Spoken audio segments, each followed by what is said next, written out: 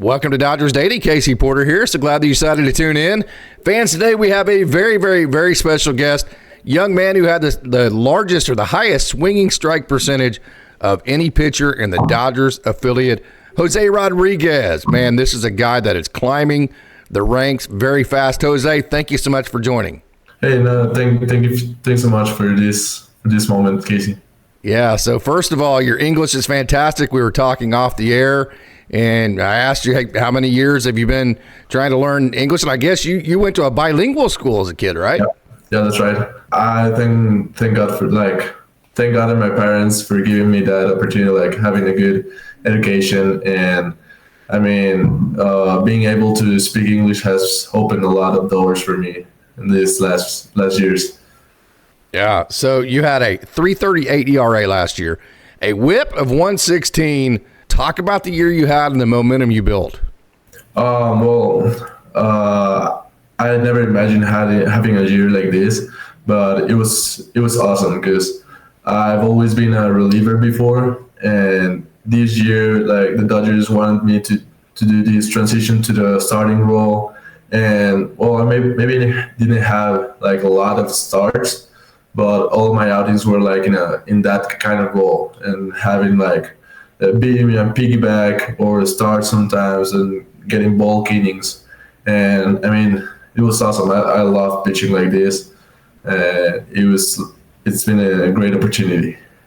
You've always been very good. You've always been very talented, but you definitely took a big leap forward this year. What would you attribute to just making as many strides as you did?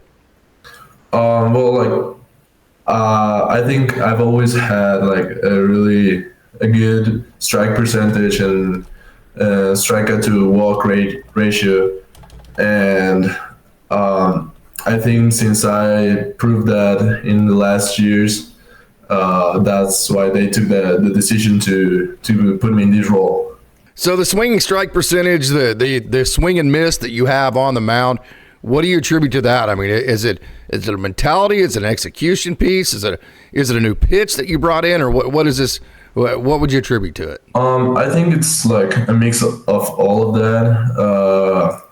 I think we have worked a lot with the pitching staff, with mentality and execution of the pitches.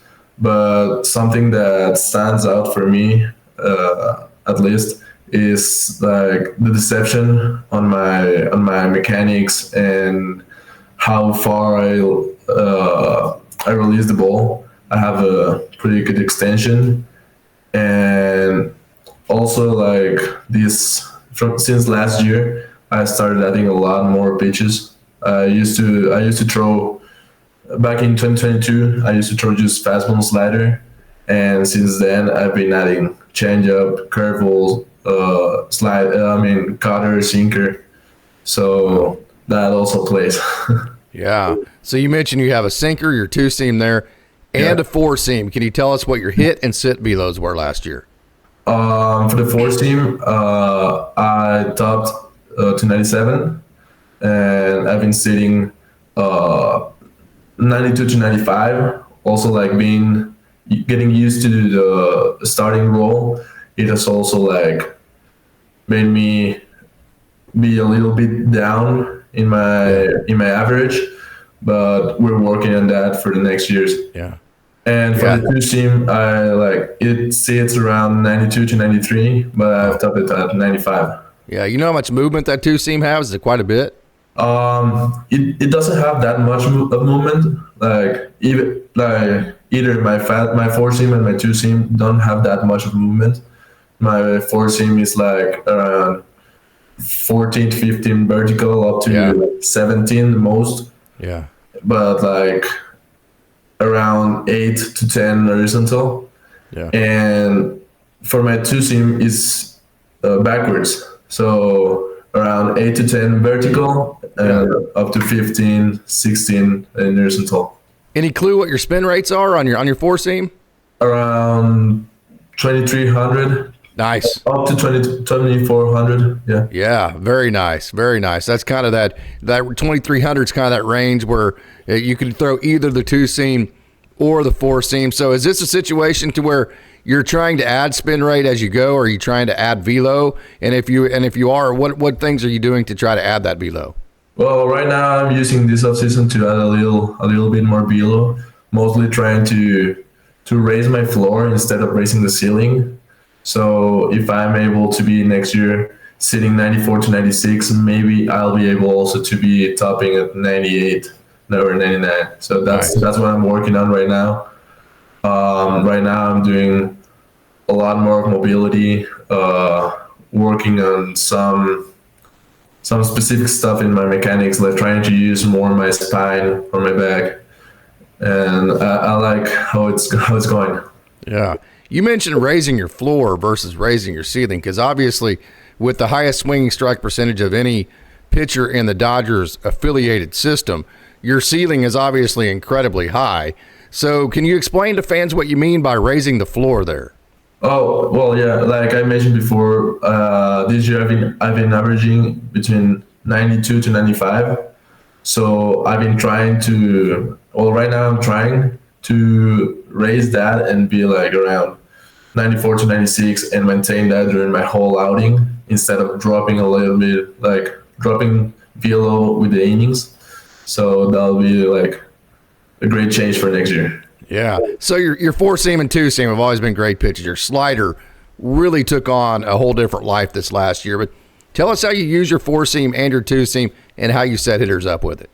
Well, mostly with my four seam and two seam, I use the four seam to get to the top of the zone, and two seam I will use it to get like in and down for the righties, and most of the time to get ahead on the count, or if I want to like just get away contact, that'll play really good.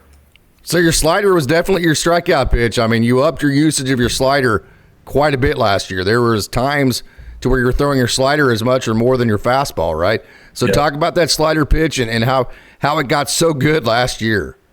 Right now I really think that I feel like my nastiest pitch right now is my changeup. Okay. But I would say that my best pitch is my slider, because my slider is a gyro slider or a bullet slider. So it's easier for me to get it for a strike or throw it for a strikeout pitch.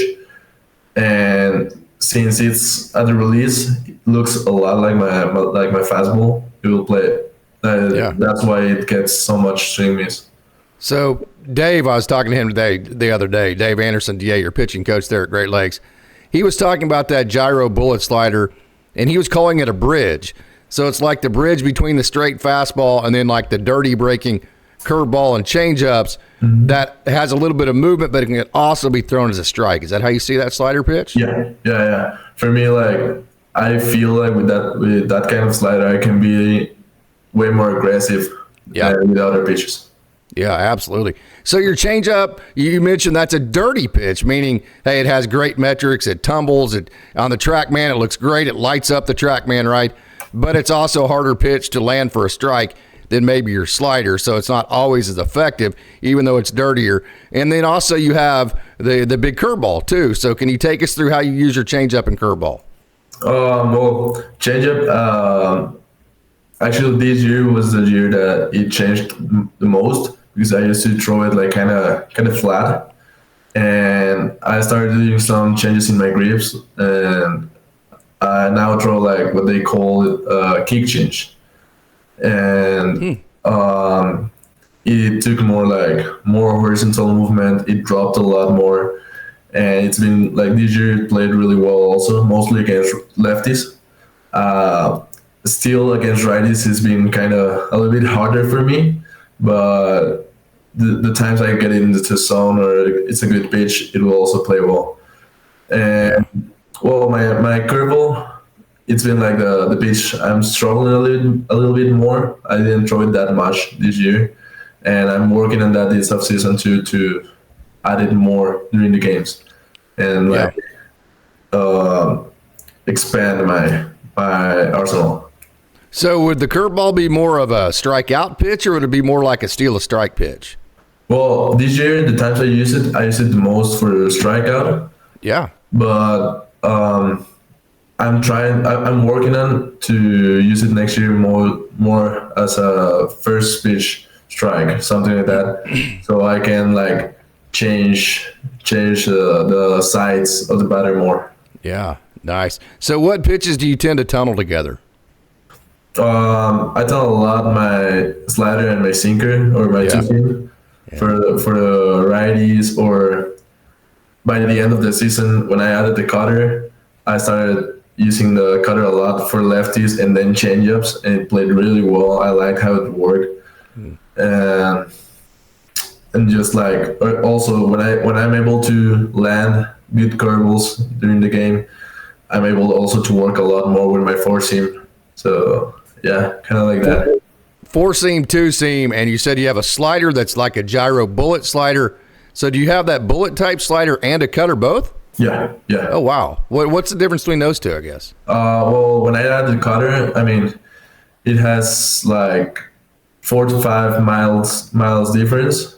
And also the difference with my slider is that my slider, since it has around 0 and 0 movement, my cutter, let's say, it stays more and my slider kind of drops.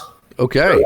So it's like that difference. I can throw the cutter, I can throw it to the hands of the lefties, and then the slider, I can throw it like down and they will chase it. Okay, so you got to pitch with Ronaldo Yeen and Edgardo Henriquez. In fact, I think you were there the day that Ronaldo Yeen hit 104. He was the first one to do it, right? And then you got to pitch with Edgardo Henriquez. They were both striking everybody out. They got a lot of headlines. Edgardo ended up making the playoff roster. So here you have these two guys that are getting all these headlines, and then here you have Jose Rodriguez, who's actually striking out more people than they are per 9 innings and getting more swing and miss on your stuff. So did you feel like you were a little bit overlooked at times? No, I don't think so. Like, both of them are flamethrowers and great pitchers, but like I just feel like the difference was like in roles, and I know people are gonna talk a lot about the 104 and 105 sometimes, and that's crazy. Yeah. But I feel like something that it's the difference on, like, let's say the numbers you're saying and the swing strike percentage, maybe about the deception I told you about. And since I have like a funky mechanics and all the extension of that, it's a lot of deception. So I think that's why. Do you know what your extension numbers are? Around 7 feet. Yeah, around 7 feet. 7 feet. And you crossfire a little bit to third base too, right? So that's pretty tough on right-handers. Just a little bit. I think it's more about like the turn that I do in my mechanics. Yeah, it is. Yeah. Where'd you learn that from? That little turn that you have? I started doing that when I came stateside last year in 2023. With the pitching staff, we were working on adding a little bit of below, and I was doing something weird with my lead leg that I felt like it was blocking me from transferring all my energy or momentum. And we talked about doing a little bit like a Chapman or Josh Hader turn, and that's when I started like doing that to my mechanics. The first time that you got to play professional baseball, you got sent to the Dominican Republic, because Mexico does not have a summer league like that, neither does anywhere else in the world. So for international players, that's the only place they get to go. They all get sent to the DR to play their baseball before they come to the States. So that had to be a really difficult transition for you, didn't it?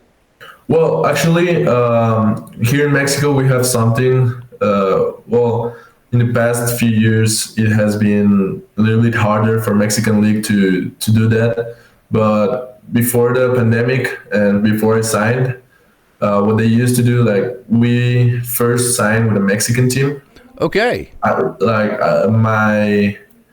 My return rights belong to the Diablos Rojos de Mexico.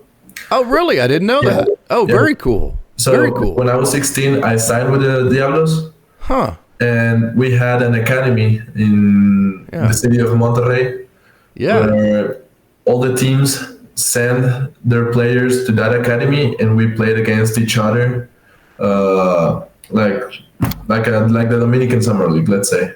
Yeah. It's kind of like that. We're just in the same building, and then I got signed by the Dodgers in 2019, and that's when I went to the Dominican for the first time. Yeah. What was that like? It's cool. Like, yeah. I like the Dominican, and it's been a really big part of my development.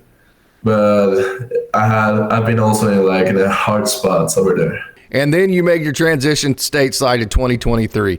That was the big one. Talk about that transition. Yeah, I mean, that has been one of the for me, it has been one of the hardest parts in my career, getting out of the Dominican Summer League and go to Arizona in the to the Complex League, because I was stuck in the Dominican for 2 years. Well, I signed in 2019, but I played my first year in 2021 and then 2022, and it was really hard for me because I was going through a lot of stuff, like pitching wise and baseball wise, and I had some bad moments over there, and going to Arizona in 2023 really made me change something. And it was, these last 2 years have been a different story from the past 2 years. Yeah, so you got sent out to Rancho, and you finished in Rancho in 2023. This past season, you got moved from Rancho. So you started this past season with Rancho, got moved up to Great Lakes in June. So talk about what that transition was like, going from Rancho to Great Lakes. It was great because the first 2 months of the league, I was in Rancho, and I felt like I was pitching well. But since the Cal League is a hitter-friendly league, and going then to the Midwest League, which is a pitcher-friendly league, at first I was and I was facing the higher level batters, and it was kind of hard to get used to that. Like, they were way more disciplined at the plate, but when I started getting the trust on myself and trusting to pitch, it was way different, and I like the Midwest League. You got super hot. Of course, you had your June there to get transition, and then in July you have a 1.32 ERA. In August, it's around 2, and then in September, your 5 or 6 starts, however many it was below 1 at 0.90 ERA. So you just absolutely finished the season smoking, didn't you? Yeah, and I mean, during August and September, I had my largest outings, and I pitched way more than I was used to, and I don't know, simply things were going well. So I feel like going out of June, pitching some games well, made me go into good momentum, and I was able to maintain that momentum through the whole season. You end up in Great Lakes, and you have a great season there. So how much momentum does that take into offseason? How does that help your offseason when you finish that strong? Oh, I feel like that has helped me a lot, because I came into this offseason with that high energy and good motivation for next year. I think there are some good plans for 2025. Yeah, you worked in several different roles. You mentioned you've been relief, you've been starter, and you've been just a little bit of everything. What I call it is bulk innings. So how do you see I know you mentioned being a starter and that type of deal, but are you comfortable in one role over the other, and how do you see your role playing going forward? Well, of course, my main goal is to be a starter and be that guy who can give you 6-7 innings. But if the Dodgers, or whatever the plans are, let's say they want me to be pitching by the end of the game, or give a lot of more innings for the bullpen, I feel like I can do all that stuff. I would assume your parents have not had a chance to see you play basically since you become a professional. Would that be correct? Yeah, not yet. but we're working on that. We're trying to get their visas, and maybe next year they can be able to go and watch me play. Yeah. So your dad played professionally there in Mexico, right? Talk about him. He played since 1970s. I think it was when around 1970s. But he retired until 1994. So he played a couple of years here in Mexican League. I was never able to see him play professionally, but after he retired, he became a GM of the Guerreros de Oaxaca here in Oaxaca. So since I was born, my dad was still around professional baseball, and I always grew up around it, like going to the stadium, practicing with the team, and that's where I love baseball. Like I've been always around this, and it has helped me a lot to learn from this sport and prepare for what comes next. So being from Mexico, being a professional baseball player, I would have to imagine that he was a huge fan of the late great Fernando Valenzuela. Of course, yeah. Yeah. Talk about that. I mean, one of my biggest motivations is to sometime be like what he was. Like maybe instead of Fernando Mania, like Tibu Mania, something like that. And I really want to play for the Dodgers and continue with what he did. You slipped that in there on us. You kind of slipped it in there casually. You just said Tibu, didn't you? Tibu? Yeah. That's your nickname, right? That's my nickname also because of my dad, because tiburon in Spanish is a shark. So that's his nickname, and my brothers and I, we inherited it, and that's why everyone calls me Tibu. You got a tattoo of a shark, don't you? Yeah. Oh. Okay. Oh, yeah. Nice, man. Nice. That's absolutely fantastic. So that's why you're Tibu. Yeah, that's right. Okay, so you're back home in Oaxaca, Mexico now, right? Yep. Yeah, so take us through your off-season, your routine, and everything you're doing. Well, right now I'm just doing my, like, when I woke up, I go to the facility where I train. I do my mobility stuff. I play catch, work on what I have to work on that day, maybe light catch, a lot of long toss, and then I just do my workout lifting. Depends if it's either lower body, upper body, and basically that's kind of it. Like training wise, that's it.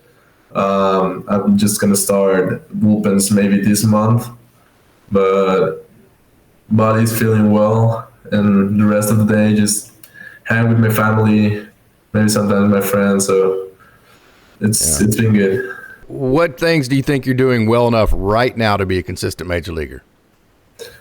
I think I've worked a lot on my mental part, and I'm also working like physically and getting to like the characteristics that a major leaguer needs to have.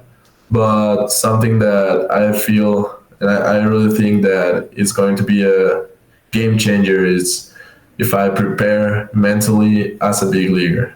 Yeah. Let's say following up my routine, preparing for if it's a game or either just playing catch that day, like working on it as if I'm one of the best.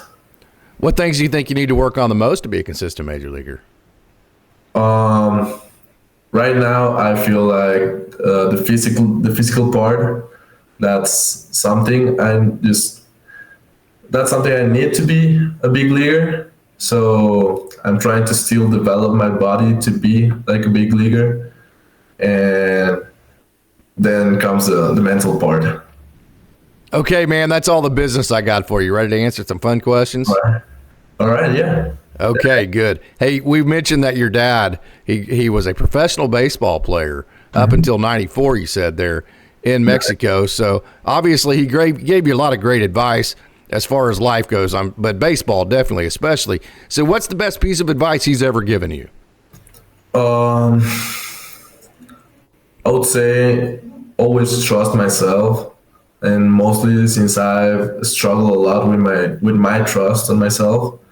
Like I told you back when I was in the DR, I really struggled with trusting on myself, and I just normally I talk to my parents almost every day, and back then he was always telling me to trust on what I know to do, and that I've been doing it since I was almost born.